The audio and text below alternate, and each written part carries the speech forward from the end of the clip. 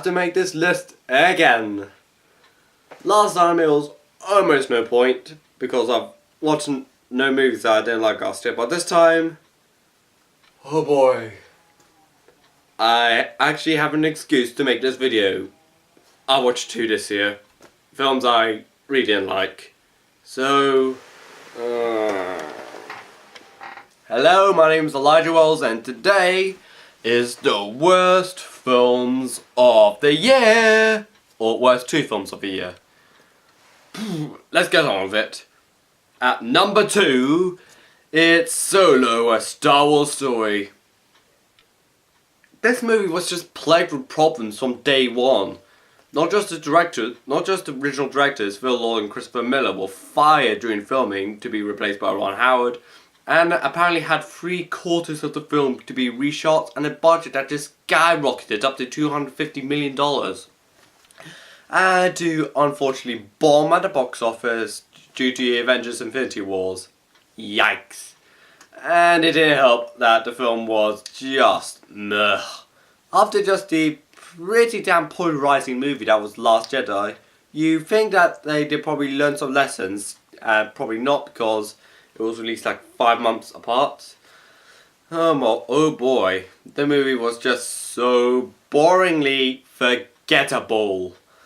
I mean, on level boring, it was like, seriously, it's like the opening scene just never really establishes everything. It just went, this is the opening, let's get on with it, yay! It never establishes the characters, never establishes the settings, nothing gets established properly at all. And the ending, I have the problem with that ending as well, with the reveal of Darth Maul's alive. After all that time, he was alive. It'll either give you 2 reactions like, what? Seriously? Either you watch Phantom Menace, it's like, what? He was killed off back then. Or if you watch cartoons, like, seen it before, it's not a surprise to me. Of course, the movie, if you try, people try to say, try looking at it not as a Star Wars movie. I was sort of like, yes, but even without looking at it as a Star Wars movie, it still feels like a rip-off of something like Guardians of the Galaxy or Cowboy Bebop, which is a space crew who do a lot of bounty hunting, and the main hero of the lot, who's a gun-wielding badass who has a really murky and shady past. And of course there's the female character, the big muscly one, and the one that's good on computers. It feels like that. Like I said, the opening, Cowboy Bebop had Spike Spiegel trying to thwart a chemical weapons smuggling ring that horribly backfires. Guardians of the Galaxy has Star-Lord stealing one of the Infinity Stones, which after Infinity Wars, it's kind of now a dumb thing now. They're both really memorable, but for Solo, I can't remember what happens in the opening. I think it was in a junkyard or something. I just can't remember much about the film. The movie feels like the film just, and of course the characters. There was Lando, who's okay. Solo, who is just pretty boring, to be honest. Please, just bring back Harrison Ford. I don't care if you have to resurrect him with witchcraft. Please. This one's just kind of forgettably boring. And that robot character who teams up, who is a partner of Lando, she was just an annoying SJW, like, stop it please! Revolution! I feel like, and of course the movie never ever ends at all. It just keeps going and going on and on and on. Yeah, especially at the end, I felt like, oh, it's over. Wait, there's more. Is that all? Oh no, there's still more. Oh, there's still more. I felt like, the movie just frustrated me, just how disappointing it was. I was just so bored at the end.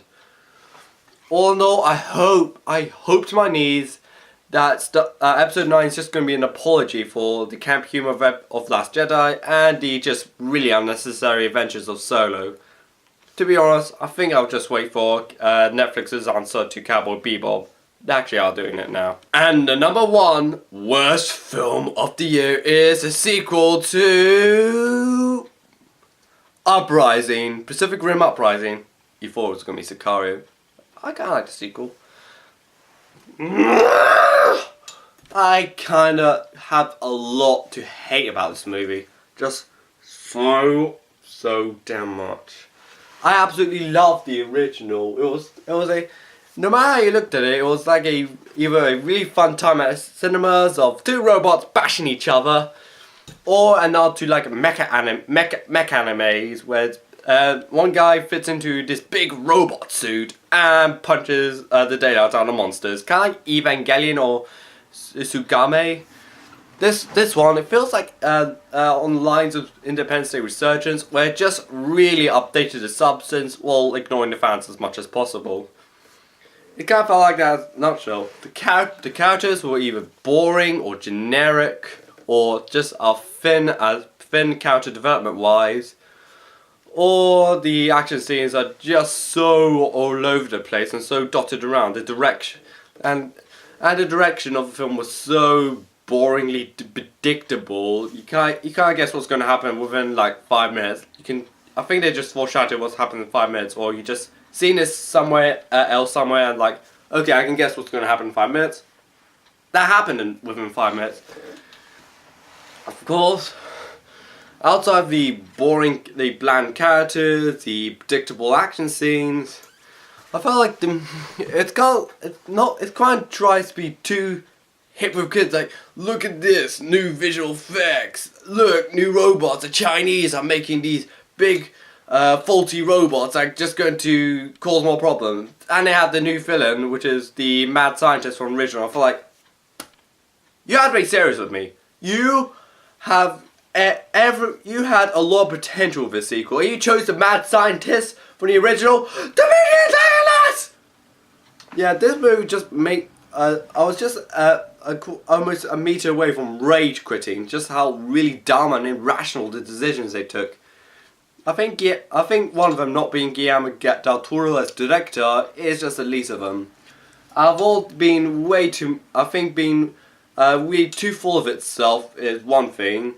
The action scenes kind of boring. The characters forgettably bland. Of course, the movie was just a snooze fest. I think I recommend you all just skip off.